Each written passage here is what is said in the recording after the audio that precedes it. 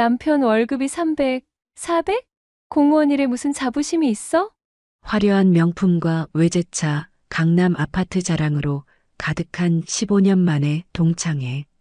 모두가 부러워하는 삶을 사는 듯한 친구들 앞에서 평범한 전업주부 서유는 남편이 그저 공무원이라는 이유로 비웃음의 대상이 됩니다. 하지만 서유는 담담하게 곧 알게 될 것이라 말하며 자리를 떠나죠. 그리고 일주일 후 모두가 모인 더 큰 규모의 동창회. 비웃음과 조롱은 계속됩니다. 그때 아무도 예상치 못한 특별한 손님이 등장하며 연회장의 분위기는 완전히 뒤바뀝니다. 그토록 무시당했던 서윤의 남편이 모두의 상상을 초월하는 놀라운 존재라는 사실이 밝혀지는 순간, 과연 서윤과 그녀의 남편은 어떻게 이 모든 오해와 조롱을 통쾌하게 날려버릴 수 있을까요? 오늘의 이야기 시작합니다. 그 전에 잠깐 구독과 좋아요 눌러주시면 큰 힘이 됩니다. 따스한 5월의 저녁, 서유는 거울 앞에 한참을 서 있었습니다. 15년 만에 열리는 고등학교 동창회에 참석할지 말지를 두고 마음이 복잡했죠. 옷장에서 꺼낸 검은색 원피스는 수수하지만 그녀의 몸에 꼭 맞아 품격 있어 보였습니다. 명품은 아니었지만 남편 현우가 뭘 입어도 예쁘다며 칭찬했던 그 옷이었기에 서유는 괜히 마음이 든든했습니다. 거실에서 신문을 보던 현우가 서윤의 뒤로 다가와 그녀의 어깨를 감싸주었습니다. 평소처럼 차분한 목소리였지만 서윤은 그 안에 담긴 걱정을 느낄 수 있었어요. 정말 가야 해? 굳이 불편한 자리에 가지 않아도 괜찮아, 자기야. 서윤의 얼굴은 불안했습니다. 오랜만에 만나는 친구들이 어떤 반응을 보일지 알 수 없었기 때문이죠. 현우는 그런 그녀의 마음을 읽었는지 더욱 다정하게 그녀의 손을 잡았습니다. 응, 한 번쯤은 가야지. 너무 오래 얼굴 안 비쳤잖아. 서유는 립스틱을 덧바르며 대답했습니다. 사실 내심 떨렸습니다. 고등학교 시절부터 은주와 그 무리들은 늘 서윤을 소외시켰습니다. 성적도 비슷하고 집안 형편도 비슷했는데 왜 그랬는지 지금 생각해도 도무지 이유를 알 수 없었습니다. 아마 서윤이 조용하고 눈에 띄지 않는 성격이라 만만하게 보였나 봅니다. 지금도 걱정되는 건 남편 현우의 직업을 말하자니 믿지 않을 것 같고 또 안 말하자니 무시당할 것 같아 불안했습니다. 하지만 이미 참석한다고 했으니 이제는 어쩔 수 없는 일입니다. 강남의 한 고급 레스토랑에 도착하니 이미 10명이 넘는 친구들이 모여 있었어요. 다들 예전보다 살이 쪘지만 차림새만큼은 화려함 그 자체였습니다. 은주는 옆에 고가의 명품백을 둔 채 앉아 있었고 다른 친구들 역시 값비싼 액세서리로 한껏 치장하고 있었죠. 서윤이 들어서자 잠깐 웅성거림이 멈췄다가 다시 커졌습니다. 어머, 서윤이 왔네. 은주가 과장되게 반가워하며 일어났습니다. 진짜 오랜만이다. 어떻게 지냈어? 서윤은 비어있는 자리에 앉으며 조용히 대답했습니다. 그냥 평범하게 지냈지. 은주는 서윤의 옷차림을 위아래로 훑어보더니 미묘한 표정을 지었습니다. 그래도 변한 게 없네. 여전히 소박하고. 그 말에는 은근한 비아냥이 섞여 있었습니다. 서윤은 그저 가만히 물잔을 들어 목을 축였습니다. 곧 술이 돌기 시작했고 분위기가 무르익자 친구들의 자랑 대회가 시작됐습니다. 누군가는 작년에 외제차를 샀다 말하고 누군가는 강남 아파트 시세가 얼마나 올랐는지 이야기했습니다. 아이를 미국으로 유학 보냈다는 소리도 들려왔습니다. 한 친구가 거들었습니다. 우리 남편 회사는 실적이 너무 좋아서 보너스가 어마어마했어. 부럽다 진짜. 우리는 아직도 전세살이야. 서유는 조용히 술잔만 기울이며 그들의 이야기를 들었습니다. 예전과 똑같다는 생각이 들었습니다. 고등학교 때도 누가 예쁜 옷을 입었고 누구 아버지가 좋은 차를 탄다며 서로 비교하고 자랑하던 그 모습 그대로였죠. 그들 속에 섞이고 싶지 않다는 마음이 들었습니다. 그때 은주가 슬그머니 서윤 쪽으로 화살을 돌렸습니다. 모든 시선이 서윤에게 집중되었습니다. 그런데 서윤아, 너 남편은 뭐 해? 아직도 그냥 공무원이야? 은주의 목소리에는 노골적인 우월감이 묻어나고 있었습니다. 응, 공무원이지. 서윤은 담담하게 대답했습니다. 남편 현우가 어떤 공무원인지는 굳이 말하지 않았습니다. 순간 분위기가 조용해졌습니다. 친구들은 모두 서윤의 얼굴을 쳐다보았습니다. 그때 옆에 앉아있던 다른 친구가 거들었습니다. 야, 요즘 세상에 공무원 월급으로는 애들 학원비도 못 대잖아. 힘들겠네. 서윤의 얼굴이 살짝 붉어졌지만 그녀는 꾹 참았습니다. 이럴 줄 알고 있었기 때문에 차라리 마음이 편해지는 것 같기도 했습니다. 하지만 남편 현우의 얼굴이 떠올랐습니다. 언제나 겸손하게 공무원입니다. 라고 자신을 소개하던 현우의 모습, 그 모습이 자랑스럽기만 했습니다. 은주는 서윤의 침묵을 약점으로 여겼는지 더욱 노골적으로 나왔습니다. 그래도 공무원이면 안정적이긴 하겠네. 요즘 같은 세상에 그것만으로도 감사해야지. 은주가 동정하는 듯한 어조로 말했습니다. 하지만 그 말투에는 명백한 우월감이 묻어나고 있었습니다. 서윤은 잔을 들어 술을 한 모금 마셨습니다. 목구멍이 따가웠지만 표정은 변하지 않았습니다. 은주의 공격은 여기서 끝나지 않았습니다. 우리 남편은 요즘 사업이 잘 돼서 시계를 하나 샀어. 서윤이 남편은 그런 거 관심 없겠지? 공무원들은 워낙 검소해야 하니까. 다른 친구들이 낄낄거리며 웃었습니다. 서윤은 손가락 끝이 차가워지는 것을 느꼈지만 여전히 담담한 표정을 유지했습니다. 현우 씨는 원래 소박한 사람이야. 그런 걸로 사람을 판단하지 않거든. 아, 현우 씨였지. 이름도 참 평범하네. 은주가 코웃음을 쳤습니다. 그런데 얼굴도 기억이 안 나? 결혼식 때 한 번 본 게 다인가? 서윤의 가슴이 답답해졌습니다. 은주가 현우를 모르는 것은 당연한 일이었습니다. 현우는 언론에 자주 나오지 않았고 설령 나오더라도 뒷모습이나 측면 사진이 대부분이었기 때문입니다. 나라의 국무총리와 함께 있을 때도 항상 한 발짝 뒤에서 조용히 업무를 처리하는 스타일이었죠. 기억 안 나는 게 당연해. 워낙 조용한 사람이라. 서윤이 차분하게 말했습니다. 그러게 말이야. 남자는 좀 임팩트가 있어야 하는데. 또 다른 친구가 거들었습니다. 우리 남편 같은 경우는 업계에서 꽤 알아주는 사람이거든. 술이 더 돌자 친구들의 입은 더욱 거칠어졌습니다. 서윤이 화장실에 다녀오는 사이 은주 무리는 수군거렸습니다. 서윤이 참 안 변했네. 여전히 재미없어. 맞아. 고등학교 때도 그랬잖아. 늘 구석에 혼자 앉아있고. 남편도 별거 아닌가 보네. 공무원이라니 요즘 누가 공무원해? 서윤이 돌아왔을 때 분위기는 이미 험악해져 있었습니다. 은주가 술에 취한 목소리로 다시 서윤을 겨냥했습니다. 서윤아, 솔직히 말해봐. 남편 월급 얼마야? 300, 400? 은주야, 그런 걸 왜 물어봐? 서윤이 당황하며 말했습니다. 궁금해서 우리 다 친구잖아. 우리 남편은 작년에 연봉이 업대였어. 물론 세금 내면 좀 줄어들지만. 은주의 자랑에 다른 친구들도 가세했습니다. 우리도 비슷해. 요즘 중소기업 임원들 연봉이 괜찮거든. 맞아, 서윤이는 좀 힘들겠네. 애들 키우는데 돈이 얼마나 들어가는데. 서윤은 깊게 숨을 들이마셨습니다.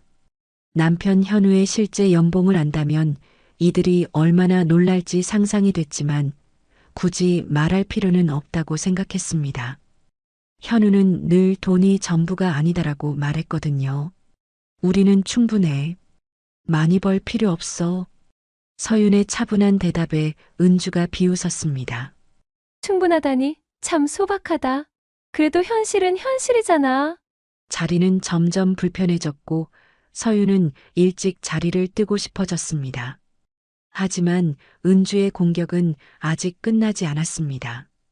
은주는 서윤의 조용한 반응을 무력한 것으로 해석했는지 공격의 강도를 높였습니다. 그런데 서윤아, 너 남편 이름이 뭐라고 했지?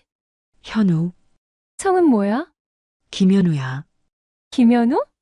은주가 고개를 갸웃거리며 말했습니다. 어디서 들어본 것 같기도 하고? 아니다, 잘 모르겠네. 워낙 흔한 이름이라 그런가? 다른 친구들도 끼어들었습니다. 공무원 중에 유명한 사람 있나? 장관급 아니면 잘 모르지. 그러게 우리 남편은 업계 사람들 다 아는데 골프 모임에서도 인기 많고 서윤은 입술을 꽉 깨물었습니다. 남편 현우가 얼마나 대단한 사람인지, 국무총리가 얼마나 신뢰하는 참모인지 이들은 전혀 모르고 있었습니다. 하지만 굳이 설명할 생각은 없었습니다. 현우 스스로도 자신의 지위를 자랑하지 않는 사람이었기 때문이죠. 현우는 그냥 성실하게 일해. 그걸로 충분해. 성실하게 일한다고 다 잘 되는 건 아니잖아. 은주가 시큰둥하게 말했습니다. 요즘은 능력이 있어야지. 아무리 성실해도 한계가 있어. 이때 옆에 앉아있던 친구가 은주에게 속삭였습니다. 야, 너무 심하게 하지 마. 서윤이 기분 나쁠 수도 있어. 하지만 은주는 개의치 않았습니다. 오히려 더욱 거침없이 나왔습니다. 기분 나쁠 게 뭐 있어? 우리 다 친구잖아. 솔직한 게 좋지? 서윤아, 너 혹시 남편 때문에 스트레스 받는 거 아니야? 다른 집 남편들 보면 부럽지 않아? 서윤은 잔을 테이블에 천천히 내려놓았습니다. 손이 살짝 떨렸지만 목소리는 여전히 차분했습니다. 부럽지 않아. 현우가 하는 일에 자부심을 갖고 있거든. 자부심? 은주가 큰 소리로 웃었습니다. 공무원 일에 무슨 자부심이 있어? 매일 똑같은 일만 반복하는데. 다른 친구들도 동조했습니다. 서윤은 현우가 밤늦게까지 국정 현안을 검토하고 새벽에도 긴급 상황이 생기면 청와대로 달려가는 모습을 떠올렸습니다. 나라를 위해 밤낮 없이 일하는 남편의 모습. 그 모습에 서윤은 자부심을 느꼈습니다. 모든 일이 소중해. 누군가는 해야 하는 일이니까. 에이, 그런 식으로 말하면 다 소중하지. 은주가 손사래를 치며 말했습니다. 현실적으로 생각해봐. 돈도 별로고, 인맥도 없고, 미래도 뻔하고, 그런 걸로 만족하면서 살 수는 없잖아. 서윤의 눈에 차가운 빛이 스쳤습니다. 하지만 여전히 참았습니다. 현우가 늘 하던 말이 떠올랐거든요. 권력은 겸손할 때 더 아름답다는 말이요. 만족하면서 살고 있어. 그게 뭐가 문제야? 문제는 없지. 그런데 너무 소극적인 것 같아서. 은주가 가짜 걱정하는 표정을 지었습니다. 여자도 좀 욕심이 있어야 하는데, 남편 등 떠밀어서라도 성공시켜야지. 한 친구가 거들었습니다. 그 서윤아, 너 남편 좀 채찍질해. 공무원도 승진이 있잖아. 서윤은 술잔을 비우며 생각했습니다. 이들이 현우의 실제 위치를 안다면 어떤 반응을 보일까요? 아마 믿지 않을 겁니다. 너무나 평범해 보이는 부부였으니까요. 곧 알게 될 거야. 서윤의 말에 은주가 어이없다는 표정으로 웃어댔습니다. 뭘 알게 된다는 거야? 설마 너 남편이 갑자기 장관이라도 된다는 얘기야? 다른 친구들도 키득거리며 웃었습니다. 하지만 서윤은 더 이상 참지 않기로 했습니다. 현우에 대한 모독을 더 이상 들을 수 없었거든요. 은주야, 너는 정말 변한 게 없구나. 고등학교 때도 그랬지. 남 깎아내려야 자기가 높아진 것 같은 착각하는 거. 은주의 얼굴이 순간 굳었습니다. 예상치 못한 반격이었거든요. 뭐야? 갑자기 왜 그래? 농담한 건데 너무 심각하게 받아들이네. 농담. 서윤이 차갑게 웃었습니다. 네가 한 말들.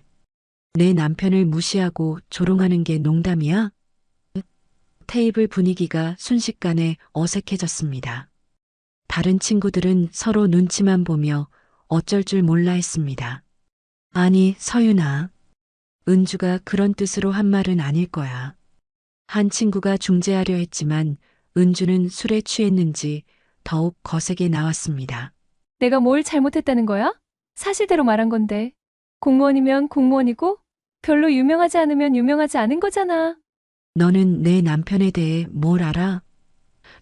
서윤의 목소리에 처음으로 감정이 섞였습니다. 현우가 얼마나 훌륭한 사람인지, 얼마나 중요한 일을 하는지 너는 전혀 모르잖아. 은주가 코웃음을 쳤습니다. 훌륭하다고? 중요한 일? 공무원이 무슨 중요한 일을 해? 서류 정리하고 도장 찍는 거? 그 순간 서윤의 인내심이 한계에 달했습니다. 현우가 밤낮 없이 나라를 위해 일하는 모습, 국무총리의 신임을 받으며 중요한 정책을 결정하는 모습을 떠올리니 더는 참을 수가 없었습니다. 너는 정말 모르는구나. 세상이 얼마나 넓은지, 내가 얼마나 좁은 세계에서 사는지도 모르면서. 뭐라고? 은주가 벌떡 일어났습니다. 너 지금 나한테 뭐라고 하는 거야? 사실대로 말한 거야. 너는 겉으로 보이는 것만 가지고 사람을 판단하잖아. 명품백, 외제차, 강남 아파트. 그런 게 전부인 줄 알고. 서윤도 천천히 일어났습니다. 다른 친구들은 숨을 죽이며 두 사람을 바라보았습니다. 그래, 나는 현실적이야. 돈이 있어야 좋은 동네 살고, 좋은 차 타고, 애들 좋은 교육 시킬 수 있는 거 아니야? 돈이 전부가 아니야. 진짜 가치 있는 건 따로 있어. 은주가 비웃었습니다. 너 혹시 드라마 너무 많이 본 거 아니야? 현실에서는 돈이 곧 권력이고, 권력이 곧 가치야. 서윤은 은주를 차갑게 바라보며 말했습니다. 그래, 내 말이 맞아. 돈이 권력이고 권력이 가치라면 말이지. 하지만 너는 진짜 권력이 뭔지도 모르잖아. 무슨 소리야? 곧 알게 될 거라고 했잖아. 서윤은 가방을 들고 자리에서 일어났습니다. 더는 이 자리에 있고 싶지 않았습니다. 어디가? 우리 아직 안 끝났어. 은주가 소리쳤습니다. 나는 끝났어. 더 이상 시간 낭비하고 싶지 않거든. 서윤은 그 말을 남기고 식당을 나섰습니다. 뒤에서 친구들의 웅성거리는 소리가 들려왔지만 돌아보지 않았습니다. 일주일 후 서윤의 휴대폰이 울렸습니다. 같은 반장이었던 수진의 전화였습니다. 서윤아, 미안한데 이번 주말에 더 큰 동창회가 있어. 전체 모임이야. 서울 호텔에서 하는데 올 수 있어? 서윤은 잠시 망설였습니다. 지난번 은주와의 일이 있어서 내키지 않았거든요. 글쎄, 지난번에 좀 불편했어서. 아, 그거 은주가 좀 그랬구나. 걱정 마. 이번엔 사람도 많고 분위기도 다를 거야. 꼭 와. 오랜만에 다른 친구들도 보고. 수진의 간곡한 부탁에 서윤은 결국 참석하기로 했습니다. 남편 현우에게 이야기하니 걱정스러운 표정을 지었습니다. 괜찮을까? 또 불쾌한 일 있으면 어떡해? 이번엔 괜찮을 거야. 사람도 많다고 하고. 사실은 마음 한구석에서 복수하고 싶은 마음이 있었어. 은주와 그 무리들에게 자기가 어떤 사람인지 보여주고 싶었거든. 서윤은 솔직하게 마음을 털어놓았습니다. 현우는 그런 아내의 마음에 아무 말 없이 미소만 지었습니다. 그 미소는 서윤에게 큰 용기를 주었습니다. 토요일 저녁 서울 시내 한 특급 호텔 연회장은 화려하게 꾸며져 있었습니다. 졸업 후 20년을 기념하는 대규모 동창회였습니다. 100여 명이 넘는 동창들이 모였고 분위기는 지난번과는 확실히 달랐습니다. 하지만 서윤이 들어서자마자 은주의 무리와 마주쳤습니다. 은주는 이번에도 명품으로 치장하고 있었고 서윤을 보자 씩 웃었습니다. 어머, 서윤이 또 왔네. 지난번에 화내고 나간 줄 알았는데. 안녕, 은주야. 서윤은 담담하게 인사했습니다. 이번에는 화내지 않겠다고 마음먹었거든요. 오늘은 기분이 좋아 보이네. 남편이랑 싸우지 않았나? 은주가 비꼬는 말을 했습니다. 현우랑은 안 싸워. 우리는 잘 지내고 있어. 그나저나 오늘 남편은 또 안 왔구나. 바쁘신가? 다른 친구가 끼어들었습니다. 응, 일이 있어서. 실제로 현우는 그날 저녁 중요한 회의가 있었습니다. 국정 현안 관련해서 국무총리와 긴급히 논의해야 할 사안이 생겼거든요. 맨날 일만 하네. 가족도 중요한데. 은주가 혀를 찼습니다. 서유는 대답하지 않고 다른 친구들과 인사를 나누었습니다. 하지만 은주 무리의 시선과 수군거림은 계속 이어졌습니다. 쟤 진짜 답답해. 남편도 별 볼 일 없는데 왜 그렇게 자신만만해? 맞아. 지난번에도 그랬잖아. 무슨 곧 알게 될 거라고 했대. 시간이 지나면서 분위기는 점점 무르익었습니다. 각자의 근황을 나누고 옛 추억을 이야기하며 웃고 떠들었습니다. 하지만 은주는 기회가 될 때마다 서윤을 향해 비수를 날렸습니다. 서윤아, 오늘도 남편은 바쁘다고? 하긴 어디 데리고 오기도 부끄럽겠지. 이제 더는 참을 수 없었습니다. 서윤이 차갑게 웃으며 술잔을 내려놓았습니다. 부끄럽진 않아. 오히려 너희가 놀랄까봐 걱정이지. 너 또 시작이네. 은주가 눈을 굴렸습니다. 뭘 그렇게 놀랄 게 있다는 거야? 다른 친구들도 관심을 보이기 시작했습니다. 서윤의 자신만만한 태도가 궁금했거든요. 기다려봐. 곧 알게 될 테니까. 바로 그때였습니다. 연회장 입구 쪽이 갑자기 소란스러워지기 시작했습니다. 연회장 입구 쪽에서 웅성거리는 소리가 점점 커졌습니다. 사람들이 하나둘씩 그쪽으로 고개를 돌리기 시작했습니다. 뭐지? 무슨 일이야? 누군가 궁금해하며 말했습니다. 은주도 고개를 돌려 입구를 바라보았습니다. 그런데 호텔 직원들이 연회장으로 급히 들어오고 있었습니다. 평소와는 다른 긴장감이 감돌았습니다. 잠시만요, 여러분. 호텔 매니저가 마이크를 들고 무대에 올라갔습니다. 갑작스럽게 중요한 말씀을 드려야 할 것 같습니다. 연회장이 조용해졌습니다. 모든 사람들의 시선이 무대로 집중됐습니다. 오늘 저희 호텔에 아주 특별한 손님이 오실 예정입니다. 잠시 후 국무총리님께서 이 자리에 들르실 예정이오니 모든 분들께서는 자리를 정돈해 주시기 바랍니다. 순식간에 연회장이 술렁였습니다. 사람들이 서로 놀란 표정으로 쳐다보았습니다. 국무총리라고?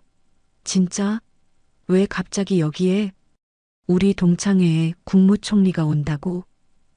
서윤은 가슴이 두근거리기 시작했습니다. 혹시 현우가 함께 올까요? 아니면 단순히 호텔을 지나가다가 들르는 걸까요? 은주와 친구들은 갑자기 들뜬 표정이 됐습니다. 대박! 국무총리 실물로 보는 거네. 사진 찍을 수 있을까? 차림 괜찮나? 갑자기 긴장된다. 서윤만 홀로 침착했습니다. 현우의 일정을 모르는 건 아니었지만 이렇게 갑작스럽게 동창회에 나타날 줄은 몰랐습니다. 현우에게는 그런 서프라이즈를 좋아하는 면이 있었기 때문입니다. 10분 후 연회장 문이 열렸습니다. 경호원들이 먼저 들어왔고 그 뒤를 이어 국무총리가 모습을 드러냈습니다. 연회장에 있던 모든 사람들이 일어나 박수를 쳤습니다. 하지만 국무총리는 인사만 받고 지나가는 게 아니었습니다. 연회장 안을 둘러보더니 특정 방향으로 걸어가기 시작했습니다. 바로 서윤이 앉아있는 테이블 쪽으로 말입니다. 은주가 눈을 크게 뜨며 속삭였습니다. 국무총리가 이쪽으로 오는데? 왜? 우리 중에 누가 특별한 사람이라도 있나? 서윤은 조용히 자리에서 일어났습니다.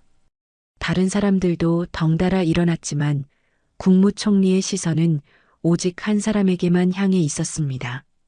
아, 여기 계셨군요. 국무총리가 서윤에게 다가와 정중하게 인사했습니다. 그리고 서윤 옆을 보더니 미소를 지었습니다. 오늘은 꼭 인사드리고 싶었습니다. 그 순간 국무총리 뒤에서 한 사람이 더 나타났습니다. 검은 정장을 말끔히 차려입은 중년 남성이었습니다. 서윤이 너무나 잘 아는 사람이었죠. 현우야. 서윤이 반갑게 말했습니다. 현우는 서윤에게 다가와 자연스럽게 손을 잡았습니다. 그리고 국무총리를 향해 공손히 인사했습니다. 각하, 제 아내입니다. 국무총리가 서윤에게 손을 내밀며 말했습니다. 늘 좋은 말씀 많이 들었습니다. 이렇게 뵙게 되어 영광입니다. 은주와 친구들의 입이 벌어졌습니다. 상황을 이해할 수 없었거든요. 국무총리가 왜 서윤을 아는 거죠? 그리고 저 남자는 누구인가요? 국무총리는 현우를 향해 말했습니다. 늘 나라를 위해 애써주셔서 감사합니다. 비서실장님. 그 순간 연회장이 조용해졌습니다. 모든 사람들이 숨을 죽이고 이 장면을 바라보았습니다.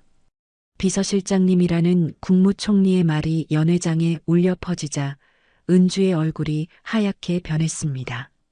손에 들고 있던 와인잔이 덜덜 떨렸습니다. 저 사람이 서윤이 남편이었어? 은주가 떨리는 목소리로 속삭였습니다. 옆에 있던 친구들도 마찬가지였습니다. 입을 벌린 채 현우를 바라보고 있었죠. 그들이 그토록 무시하고 조롱했던 별 볼 일 없는 공무원이 바로 청와대 비서실장이었다는 사실을 받아들일 수가 없었습니다. 국무총리가 현우에게 계속 말했습니다. 내일 국무총리 임명장 수여식 준비는 잘 되어 가고 있나요? 예, 각하. 모든 준비가 완료되었습니다. 국무총리. 그 말을 들은 순간 연회장에 있던 모든 사람들이 술렁였습니다. 청와대 비서실장도 충분히 높은 자리인데 이제 국무총리까지 된다는 이야기였거든요. 서윤은 남편 옆에 조용히 서 있었습니다. 당당하지도 거만하지도 않은 자연스러운 모습이었습니다. 하지만 그 모습이 오히려 더 품격 있어 보였습니다. 그런데 부인께서는 어떻게 이런 자리에? 국무총리가 궁금해하며 물었습니다. 고등학교 동창회에 참석했습니다. 각하. 아, 그렇군요. 좋은 추억 많이 만드시기 바랍니다. 국무총리는 서윤에게도 정중하게 인사했습니다. 앞으로도 비서실장님 잘 부탁드립니다. 좋은 남편, 좋은 아버지이시더라고요. 감사합니다, 각하. 짧은 대화가 끝나고 국무총리와 수행원들이 연회장을 나갔습니다. 하지만 연회장의 분위기는 완전히 뒤바뀌어 있었습니다. 현우가 서윤에게 조용히 말했습니다. 미안해. 갑자기 나타나서 각하께서 이 근처를 지나가시다가 들르자고 하셔서 괜찮아. 오히려 좋은 타이밍이었어. 서윤은 은주를 똑바로 바라보며 말했습니다. 은주는 여전히 멍한 표정으로 서 있었죠. 현우도 은주와 친구들을 보더니 정중하게 인사했습니다. 안녕하세요. 아내가 늘 학창시절 친구들 이야기를 해서 얼굴은 익숙합니다. 은주는 아무 말도 할 수 없었습니다. 목이 메인 것 같았거든요. 지난 2차례의 동창회에서 자신이 현우에 대해 했던 말들이 떠올랐습니다. 공무원이 무슨 중요한 일을 해? 이름도 잘 안 알려진 사람, 별 볼 일 없는 사람. 그 모든 말들이 부메랑처럼 돌아와 가슴을 찔렀습니다. 다른 친구들도 마찬가지였습니다. 서로 얼굴만 쳐다보며 어쩔 줄 모르고 있었죠. 그럼 우리는 이만 가볼게요. 다들 좋은 시간 보내세요. 현우가 온화한 미소로 인사했습니다. 서윤은 현우의 팔짱을 끼고 천천히 걸어 나갔습니다. 연회장에 있던 다른 동창들이 모두 길을 터주며 존경스러운 눈빛으로 바라보았습니다. 은주는 그제야 입을 열었습니다. 서윤아. 하지만 서윤은 돌아보지 않았습니다. 은주의 목소리가 들렸지만 무시하고 그냥 걸어갔습니다. 연회장 문이 닫힌 후 은주는 주저앉을 것 같았습니다. 다리에 힘이 빠져서 겨우 의자에 앉았습니다. 우리가 그동안 뭘 한 거야? 한 친구가 떨리는 목소리로 말했습니다. 국무총리 부인한테 우리가. 은주는 얼굴을 두 손으로 감쌌습니다. 창피함과 후회가 밀려왔습니다. 연회장을 나온 서윤과 현우는 호텔 로비에서 잠시 멈춰 섰습니다. 현우가 서윤의 어깨를 가만히 감싸며 물었습니다. 괜찮아? 많이 힘들었지? 이제 괜찮아. 오히려 시원해. 서윤은 깊게 숨을 들이마셨습니다. 15년 동안 쌓였던 응어리가 한순간에 풀리는 기분이었거든요. 한편 연회장 안은 여전히 충격에 빠져 있었습니다. 은주는 의자에 주저앉은 채 멍하니 있었고 다른 친구들은 어떻게 해야 할지 몰라 우왕좌왕했습니다. 우리 어떻게 서윤이한테 뭐라고 해야 하지? 한 친구가 불안한 목소리로 말했습니다. 그동안 우리가 한 말들 생각해봐. 완전히 망신당한 거야. 국무총리 부인이었다니. 믿어지지가 않아. 은주는 여전히 아무 말하지 못하고 있었습니다. 자신이 그토록 무시했던 서윤이 사실은 자신보다 훨씬 높은 위치에 있었다는 게 받아들여지지 않았습니다. 그때 몇몇 친구들이 황급히 일어났습니다. 우리 서윤이한테 가서 사과해야 하는 거 아니야? 맞아. 빨리 가자. 그들은 서둘러 연회장을 나와 호텔 로비로 향했습니다. 다행히 서윤과 현우는 아직 그곳에 있었습니다. 서윤아. 친구들이 숨을 헐떡이며 다가왔습니다. 잠깐만. 우리 할 말이 있어. 서윤은 천천히 돌아보았습니다. 현우는 아내의 어깨에 손을 올리며 조용히 지켜보았습니다. 서윤아, 정말 몰라서 그랬어.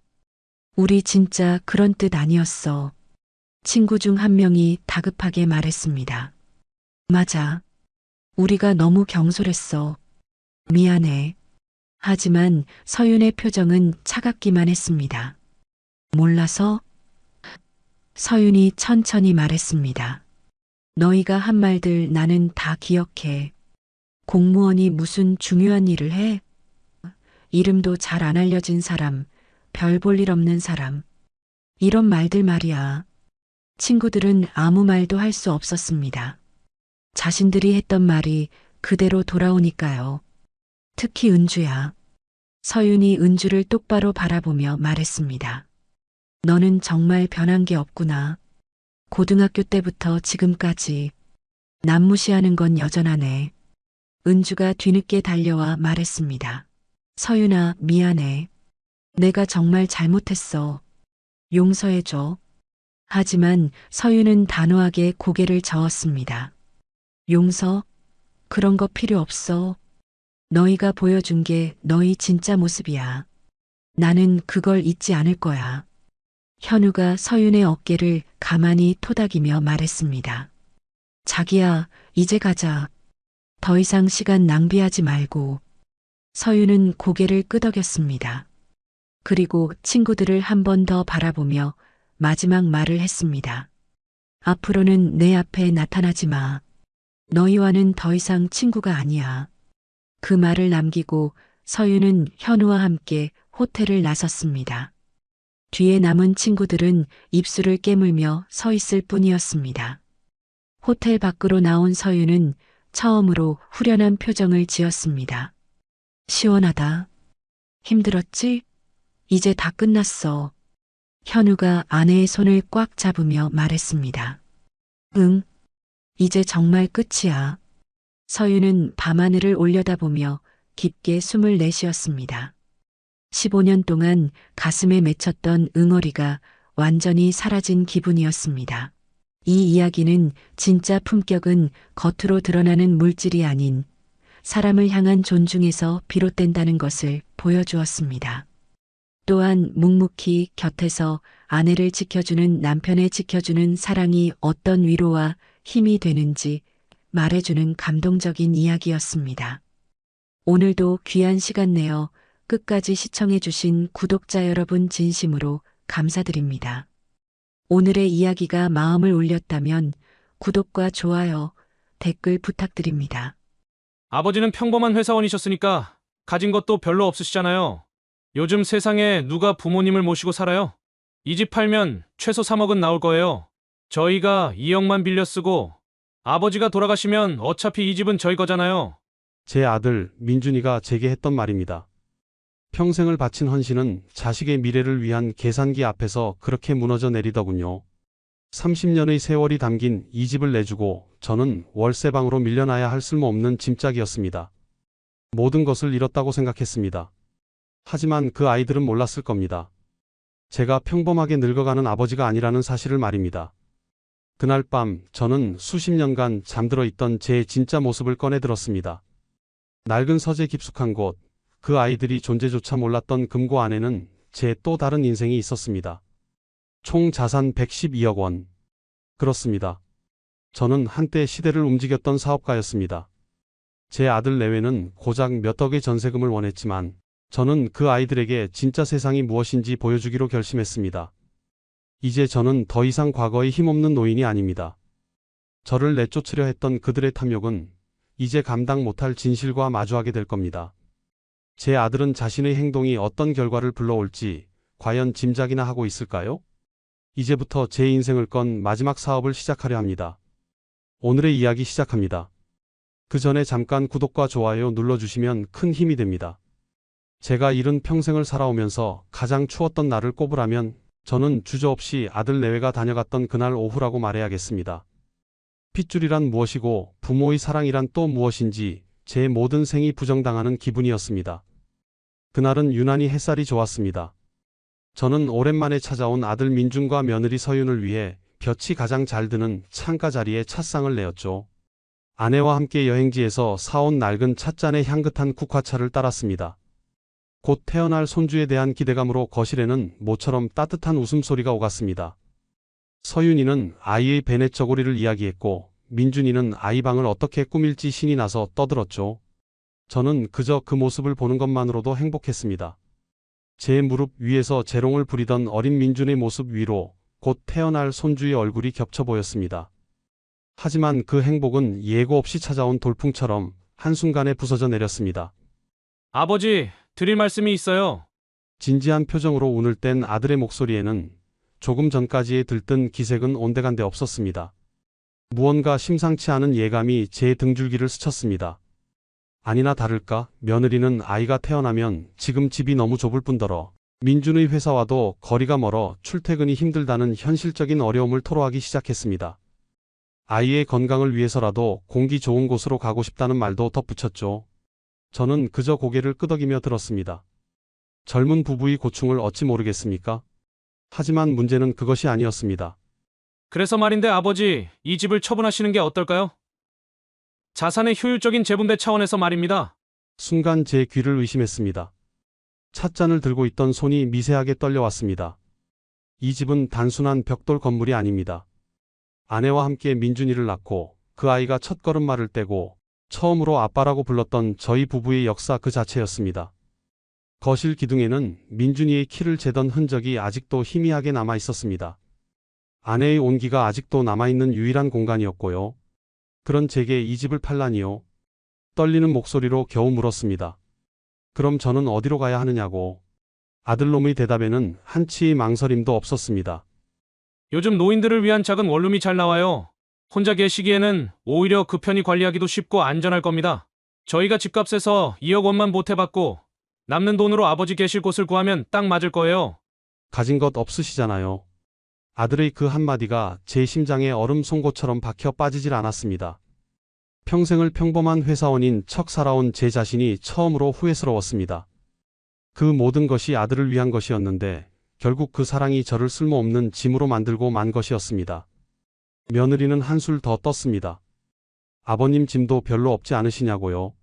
제 30년의 세월과 아내와의 추억이 그 아이에겐 그저 짐일 뿐이었던 것입니다. 저는 더 이상 아무 말도 할 수가 없었습니다. 고개를 떨군 채 그저 시간이 흘러가기만을 바랐습니다. 현관문이 닫히고 집안에 완벽한 정적이 찾아왔을 때 저는 소파에 주저앉아 한참을 움직이지 못했습니다. 제 인생이 통째로 부정당한 그날 거실의 공기는 칼날처럼 차가웠습니다. 그날 밤 저는 뜬 눈으로 밤을 새워야 했습니다. 천장에 어른거리는 그림자마저 저를 비웃는 것 같았죠. 아들의 차가운 눈빛과 며느리의 계산적인 말투가 머릿속에서 끊임없이 재생되었습니다. 잠을 청하려 눈을 감으면 오히려 정신이 더 또렷해져 지난 세월이 파노라마처럼 스쳐 지나갔습니다. 특히 먼저 세상을 떠난 아내 생각이 간절했습니다. 아내가 살아 있었다면 이 기막힌 상황에 어떤 말을 해주었을까요?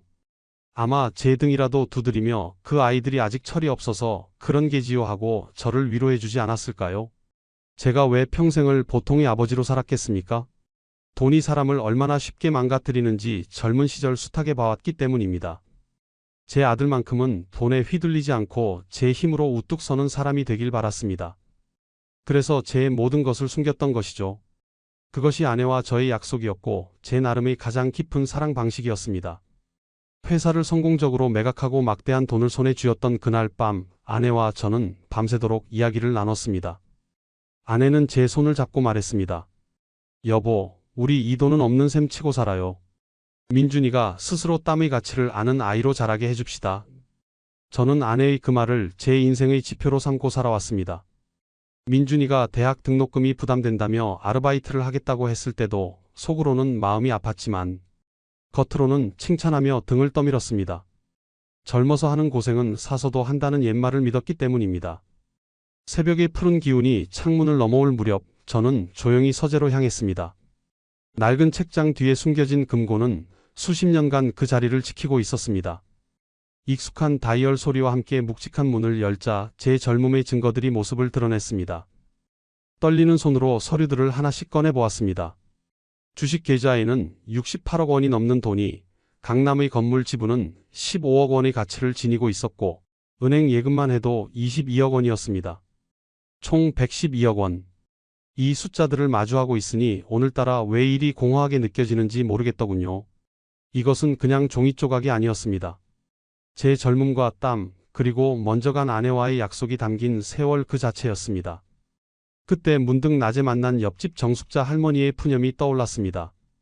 딸이 요양원을 알아보라 했다며 속상해하던 그 모습이 남일 같지 않았습니다. 자식에게 짐이 되지 않으려 평생을 애썼지만 결국에는 모두가 비슷한 처지가 되는 것인가 싶어 서글펐습니다. 이건 비단 저만의 문제가 아니었던 것입니다. 저는 서류들을 다시 금고에 넣었습니다. 그리고 결심했습니다. 더 이상 숨어 살지 않겠다고. 제 인생의 마지막은 제 방식대로 누구보다 당당하게 살아 보이겠다고 말입니다. 며칠을 알아놓은 듯 지냈습니다. 마음이 무거우니 몸도 따라주지 않더군요. 입맛도 없고 매일같이 다니던 공원 산책도 나갈 기운이 없었습니다. 그러다 40년 지기 친구 최경호를 만났습니다. 제 모든 사정을 아는 유일한 친구입니다. 젊은 시절 맨주먹으로 사업을 시작할 때부터 제 곁을 지켜준 고마운 사람이죠. 녀석은 제 얼굴을 보자마자 대뜸 소리쳤습니다. 박진태, 몰골이 이게 뭔가? 무슨 일 있었나? 저는 차마 입이 떨어지지 않았지만 최경호의 성화에 못 이겨 결국 모든 것을 털어놓았습니다. 젊은 시절 함께 고생했던 추억부터 아들 민준이를 어떻게 키워왔는지, 그리고 며칠 전 아들 내외가 찾아와 했던 모진 말들까지. 이야기를 듣는 내내 그 친구는 아무 말 없이 술잔만 비우더군요. 제 이야기가 끝나자 최경호는 주먹으로 테이블을 내리쳤습니다. 그놈이 제정신인가? 자네가 어떤 아버지인데 감히 그런 말을 해? 자네 잘못이 아니야. 자네가 너무 많은 것을 참고 희생해서 그놈이 버릇이 없어진 게지. 부모의 사랑을 당연한 권리로 착각하고 있는 거야. 친구의 그 말 한마디에 왈칵 눈물이 쏟아질 뻔했습니다. 억눌렀던 설움이 터져 나오는 것 같았죠. 그 친구는 제 어깨를 다독이며 말하더군요. 진태야, 이대로 당하고만 있을 텐가? 자네는 평생을 자식 뒤에 숨어 살았어. 이제는 자네 자신을 위해 살아야지. 민준이에게 똑똑히 보여주게. 자네가 어떤 사람인지 돈 자랑을 하라는 게 아니야. 자네가 얼마나 단단하고 품이 있는 사람인지 그깟 돈 몇 푼에 흔들리는 사람이 아니란 걸 보여주란 말일세. 저는 돈 때문에 아들이 변하는 모습은 보고 싶지 않다고 했습니다. 제 재산을 알고 나서 갑자기 효자인 척구는 아들의 모습은 상상만 해도 끔찍했습니다. 그러자 최경호가 빙그레 웃으며 말했습니다. 단순히 돈을 보여주라는 게 아니야.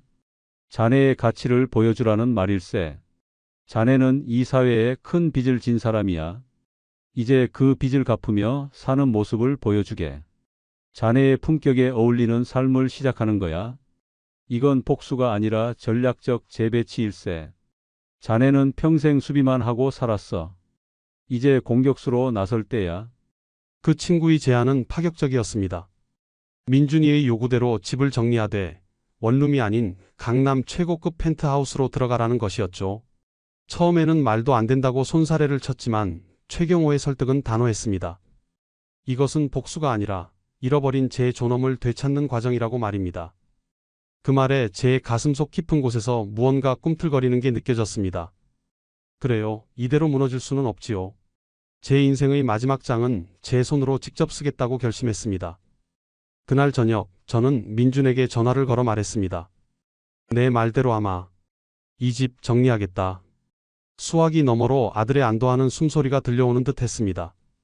이사하는 날 아침 저는 30년의 세월이 깃든 집을 마지막으로 둘러보았습니다. 벽에 걸린 낡은 가족 사진 속에서 아내는 여전히 환하게 웃고 있었습니다.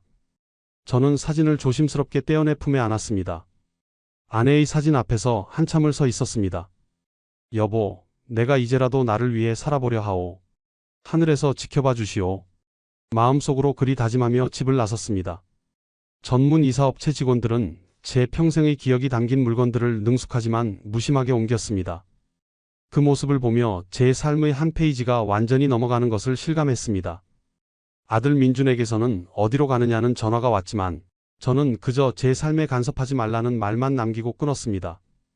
강남의 초고층 건물 앞에 섰을 때 저는 마치 다른 세상에 온 듯한 기분을 느꼈습니다. 모든 것이 낯설고 화려했습니다. 저를 회장님이라 부르며 정중하게 맞이하는 직원들과 서울이 한눈에 내려다 보이는 50층 펜트하우스의 압도적인 풍경. 그 모든 것이 꿈만 같았습니다. 거실 통유리창 너머로 보이는 한강은 은빛 비늘처럼 반짝였고 멀리 남산타워까지 손에 잡힐 듯 가까웠습니다.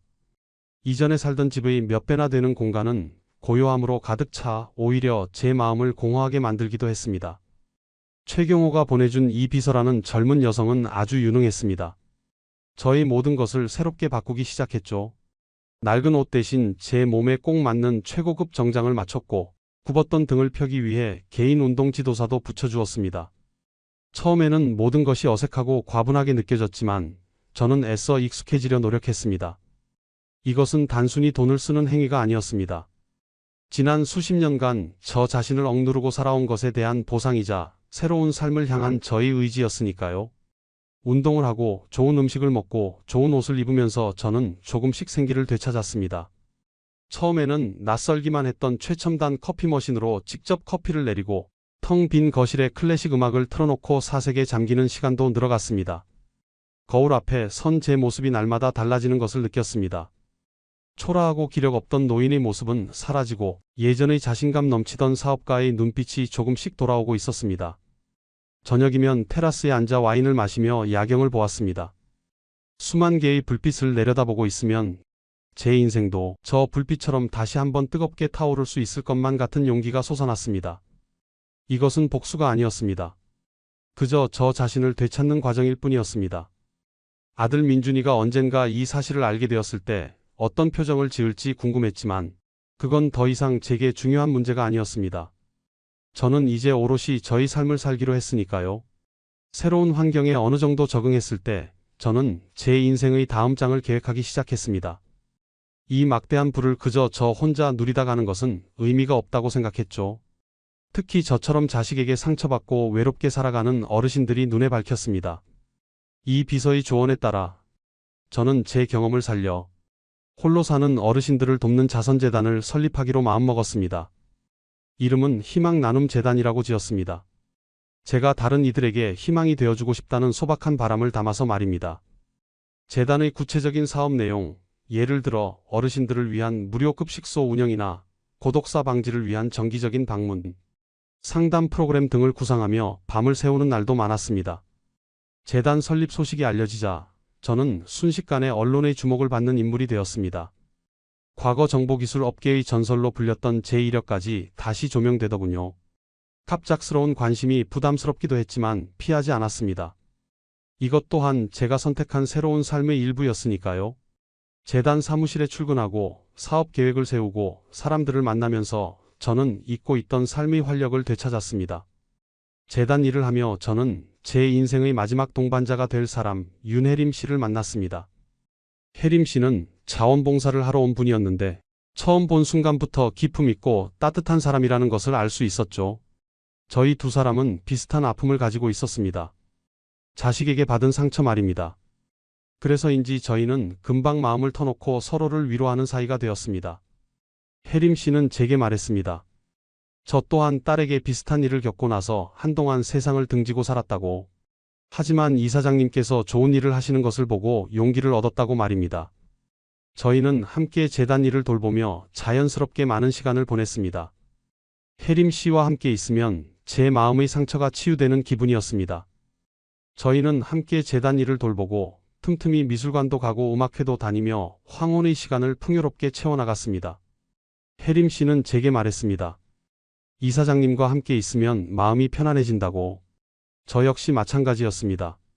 어느 날 저녁, 저는 용기를 내어 혜림 씨에게 제 마음을 고백했습니다. 남은 인생을 함께하고 싶다고. 혜림 씨는 수줍게 웃으며 제 손을 잡아주었습니다.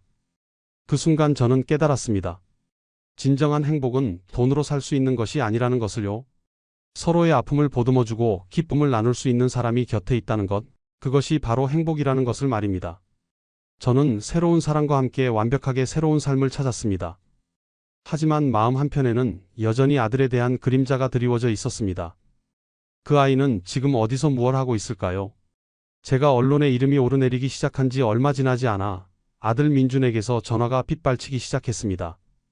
하루에도 수십 통씩 걸려오는 전화를 보며 저는 그 아이가 얼마나 혼란스러울지 짐작할 수 있었습니다. 저는 거의 상상할 수 있었습니다. 사무실에서 무심코 신문을 펼쳤을 아들의 모습, 동료들의 수군거림 속에서 아버지의 사진을 발견하고 하얗게 질렸을 그 얼굴을 말입니다. 아마 집으로 달려가 아내와 함께 인터넷을 검색하며 믿을 수 없는 진실 앞에서 망연자실했겠지요. 하지만 저는 받지 않았습니다. 아직은 그 아이의 목소리를 들을 준비가 되지 않았기 때문입니다. 제 마음이 이토록 모질 수 있다는 것에 저 자신도 놀랐지만 이것은 제가 반드시 거쳐야 할 과정이라 생각했습니다. 며칠 후 민준이와 며느리 서윤이가 재단으로 찾아왔다는 보고를 받았습니다. 저는 비서를 통해 만나지 않겠다는 뜻을 전했습니다. 그 아이들이 어떤 표정을 지었을지 눈에 선했지만 저는 마음을 굳게 먹었습니다. 이대로 쉽게 용서해준다면 민준이는 결코 자신이 무엇을 잘못했는지, 그 말이 제게 얼마나 큰 상처가 되었는지 깨닫지 못할 테니까요. 저는 CCTV 화면을 통해 로비에서 망연자실한 표정으로 서 있는 아들 내외의 모습을 보았습니다. 신문 기사를 보고 모든 사실을 알았겠지요. 자신들이 하찮게 여겼던 아버지가 사실은 상상도 못할 부자였다는 사실에 얼마나 큰 충격을 받았을까요? 저는 궁금했습니다.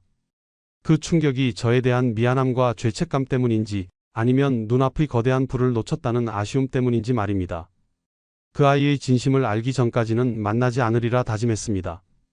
저는 이 비서에게 그들이 돌아갈 때까지 어떤 응대도 하지 말라고 지시했습니다. 차가운 거절이야말로 그들이 저에게 했던 행동을 되돌아보게 할 첫걸음이라고 생각했습니다. 그날 이후 아들은 매일같이 재단 앞을 찾아왔습니다. 하지만 저는 끝내 모습을 드러내지 않았습니다. 이것은 벌을 주려는 게 아니었습니다. 그 아이에게 스스로를 돌아볼 시간을 주려는 것이었죠. 왜 아버지가 자신을 피하는지, 자신이 아버지에게 어떤 잘못을 저질렀는지 깊이 생각해 보길 바랐습니다. 일주일쯤 지났을까 저는 비서를 통해 제 뜻을 전했습니다. 진심으로 뉘우친다면 행동으로 보여라. 저는 아들을 시험하고 있었던 것인지도 모르겠습니다. 그 아이가 과연 제 돈이 아니라 저라는 아버지를 되찾기 위해 어떤 노력을 할 수 있을지 지켜보고 싶었습니다. 며칠 후 재단 홈페이지에 아들의 이름으로 장문의 사과문이 올라왔다는 보고를 받았습니다. 저는 말없이 그 글을 읽어 내려갔습니다. 서툴지만 진심이 담겨 있는 글이었습니다. 하지만 저는 아직 확신할 수 없었습니다. 저것이 정말 마음에서 우러나온 반성인지 아니면 재산을 얻기 위한 계산된 행동인지 말입니다. 제 마음은 여전히 복잡하기만 했습니다. 아들의 사과문이 올라온 뒤로 저는 조용히 그 아이의 행보를 지켜보았습니다.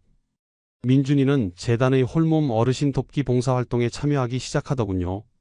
이 비서를 통해 그 아이의 활동 보고를 매일 받았습니다. 처음에는 모든 것이 서툴고 어색해 보였습니다. 평생 그런 일을 해본 적 없는 아이였으니까요. 다른 봉사자들의 눈치를 보며 주저하는 모습이 역력했다고 합니다. 첫날에는 어르신들께 식사를 나눠드리다 국을 쏟는 실수도 하고 무슨 말을 해야 할지 몰라 한참을 쭈뼛거리기만 했다고 들었습니다. 하지만 시간이 지날수록 민준이의 눈빛이 달라지는 것을 느낄 수 있었습니다. 어르신들의 손을 잡고 진심으로 이야기를 들어주고 굳은 일도 마다치 않고 땀 흘리는 모습에서 저는 희미한 희망을 보았습니다. 석 달이라는 시간이 흘렀습니다. 저는 혜림 씨와 함께 민준이가 봉사활동을 하는 현장을 예고 없이 찾아갔습니다. 땀으로 흠뻑 젖은 채 어르신의 휠체어를 밀고 있는 아들의 모습을 본 순간 제 가슴이 뭉클해졌습니다. 예전의 아들처럼 계산적이거나 이기적인 모습은 찾아볼 수 없었습니다. 민준이는 저를 발견하고는 그 자리에 우뚝 섰습니다. 그 아이의 눈에는 놀라움과 미안함 그리고 간절함이 뒤섞여 있었습니다. 저를 보자마자 달려와 용서를 구할 줄 알았는데 민준이는 그저 묵묵히 자신이 하던 일을 마저 끝내더군요. 휠체어의 어르신을 안전한 곳까지 모셔다 드린 후에야 제게로 다가왔습니다. 그 모습에 저는 아들이 조금은 성장했다는 것을 느낄 수 있었습니다. 저는 애써 덤덤한 표정으로 혜림 씨를 소개했습니다. 곧 저와 재혼할 사람이라고. 민준이는 충격을 받은 듯 했지만 이내 고개를 숙이며 진심으로 축하의 말을 건넸습니다. 그리고 제 앞에 무릎을 꿇었습니다. 아버지, 정말 죄송합니다. 제가 너무 큰 잘못을 했습니다. 용서받지 못할 놈입니다. 그렁그렁한 눈으로 용서를 비는 아들의 모습에 제 마음도 흔들렸습니다. 저는 민준이를 일으켜 세웠습니다. 내가 진심으로 뉘우치고 있다는 것은 알겠다. 내가 흘린 땀방울들이 그것을 증명해주고 있으니 하지만 내 마음에 남은 상처가 모두 아물기까지는 시간이 더 필요할 것 같구나. 그 말에 아들은 아무 말 없이 고개만 끄덕였습니다. 저는 알 수 있었습니다. 이제 저희 관계가 다시 시작될 수 있다는 것을요. 돈 때문이 아니라 진정한 가족으로서 말입니다. 그날 저는 집으로 돌아와 오랜만에 아내의 사진을 보며 말했습니다. 여보, 우리 아들 이제야 철이 드나 보오. 사진 속 아내는 여전히 온화한 미소로 저를 바라보고 있었습니다. 시간은 참으로 놀라운 약이었습니다. 얼어붙었던 제 마음도 아들과의 서먹했던 관계도 시간 속에서 서서히 녹아내렸습니다. 민준이는 꾸준히 봉사활동에 참여하며 삶의 가치를 배워나갔고 저는 그런 아들을 묵묵히 응원하며 지켜보았습니다. 주말에는 가끔씩 저희 집에 들러 혜림 씨와 저를 위해 식사를 준비하기도 했습니다.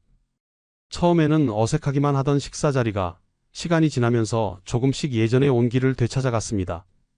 아들은 더 이상 돈이나 집에 대한 이야기를 꺼내지 않았습니다. 대신 재단 어르신들의 안부를 묻고 제 건강을 챙기는 소소한 대화들로 식탁을 채웠습니다. 혜림 씨와 저희 조촐한 결혼식에 참석한 아들 내외의 얼굴에는 진심 어린 축복이 가득했지요. 며느리 서윤이는 제게 다가와 눈물을 글썽이며 사죄했습니다. 철이 없었다고 아버님의 깊은 마음을 헤아리지 못했다고 말입니다. 저는 그저 아이의 등을 두드려 주었습니다. 모든 것을 용서하기로 한순간 제 마음도 한결 가벼워지는 것을 느꼈습니다. 그리고 얼마 지나지 않아 저희 가족에게 무엇과도 바꿀 수 없는 선물이 찾아왔습니다. 손주 지훈이가 태어난 것입니다. 갓 태어난 손주를 처음 품에 안았던 그 순간을 저는 평생 잊지 못할 것입니다. 작고 따뜻한 생명의 온기가 제 가슴으로 전해져 오는 순간 제 안에 남아있던 마지막 응어리마저 눈 녹듯 사라져 버렸습니다. 저도 모르게 눈물이 흘렀습니다. 기쁨과 감사 그리고 회한이 뒤섞인 눈물이었습니다. 이 작은 아이를 보기 위해 제가 그토록 모진 시간들을 견뎌왔나 봅니다.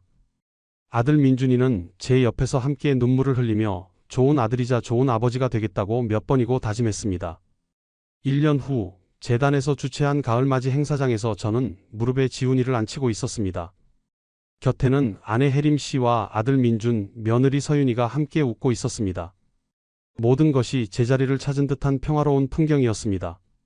재단 어르신들이 지훈이를 보며 제 손주 예쁘다고 칭찬하실 때마다 저는 세상을 다 가진 듯 행복했습니다. 저는 손주의 작은 손을 잡고 말했습니다. 지훈아, 할아버지가 중요한 것을 하나 알려주마. 사람은 언제든지 변할 수 있단다. 너희 아빠도 처음에는 할아버지를 몰라봤지만 지금은 누구보다 할아버지를 위하는 좋은 아들이 되었지. 제 말에 민준이가 부끄러운 듯 웃더군요. 저는 그제야 깨달았습니다. 제가 평생 지키려 했던 것은 돈이 아니라 가족이었다는 것을요. 진정한 품격은 막대한 재산이 아니라 사람을 향한 존중과 이해에서 나온다는 것을 말입니다. 그리고 가장 소중한 것을 지켜주는 사랑이야말로 인생 최고의 가치라는 것을. 따스한 가을 햇살이 저희 가족을 비추고 있었습니다. 늦게나마 찾아온 이 완전한 행복을 저는 조용히 가슴에 품었습니다. 제 인생의 가장 찬란한 황혼은 바로 지금 여기서 시작되고 있었으니까요. 오늘도 귀한 시간 내어 끝까지 시청해주신 구독자 여러분 진심으로 감사드립니다. 오늘의 이야기가 마음을 울렸다면 구독과 좋아요, 댓글 부탁드립니다.